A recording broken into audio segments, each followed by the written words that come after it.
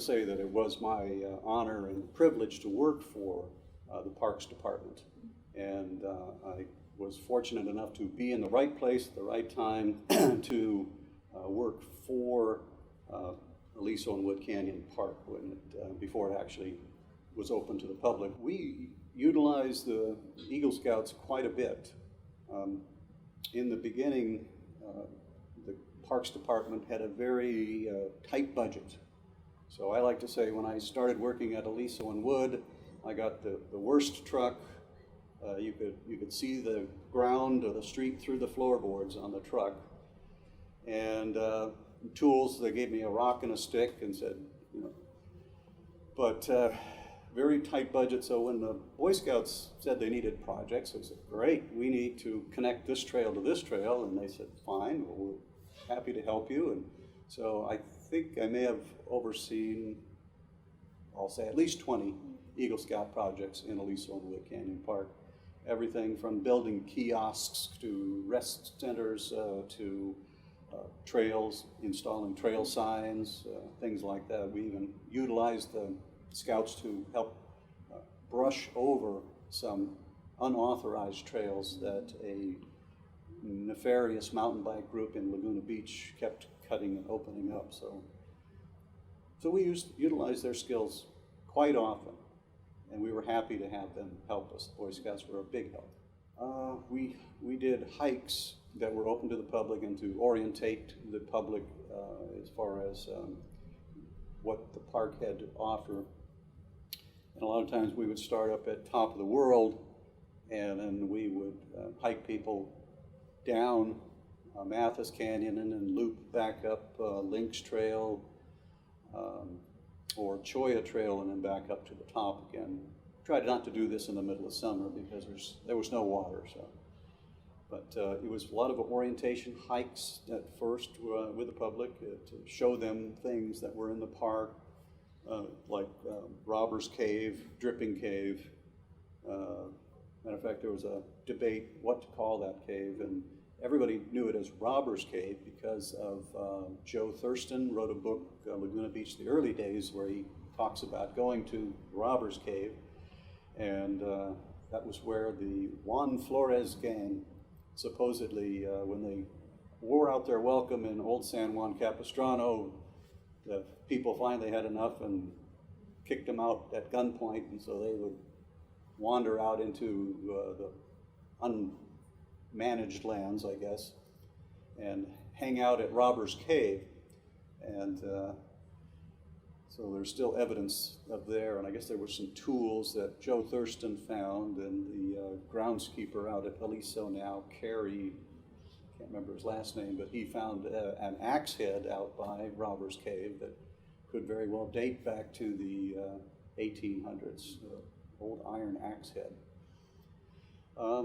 So we show them that, tell them a story about the Robber's Cave and the striations in the sandstone sediment of the cave. You could see where it laid down, and there were prehistoric levels of the sandstone where it was dark.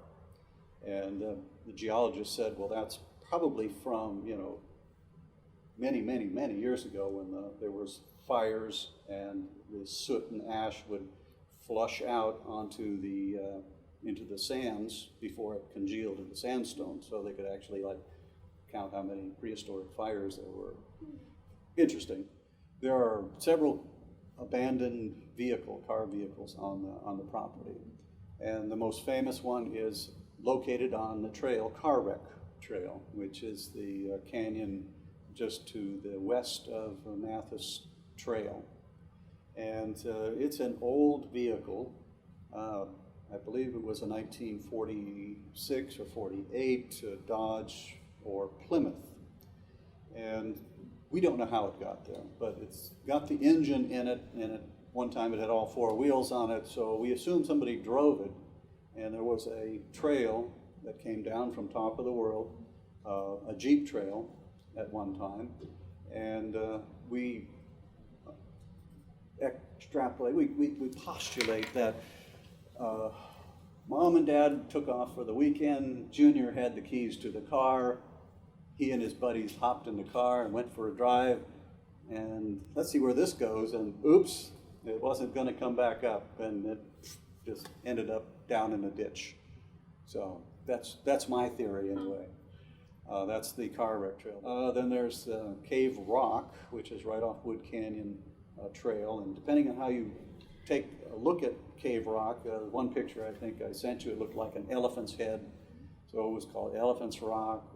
Somebody called it Snot Rock for some reason, I don't know, but Cave Rock, because it had at least 3 holes in it, not big enough to be caves, but 3 holes in it, so people could actually go in and play around.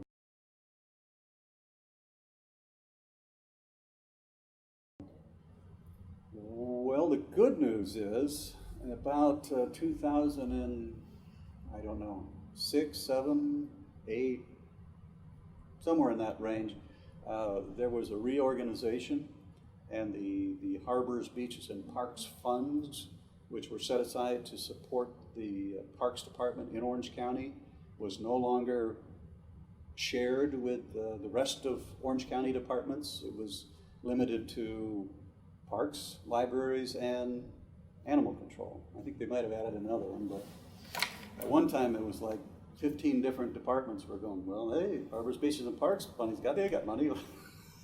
So anyway, we ended up having more money to improve and repair the parks, because a lot of the parks were built in the 60s and 70s, and the wilderness parks came by in the 80s and 90s.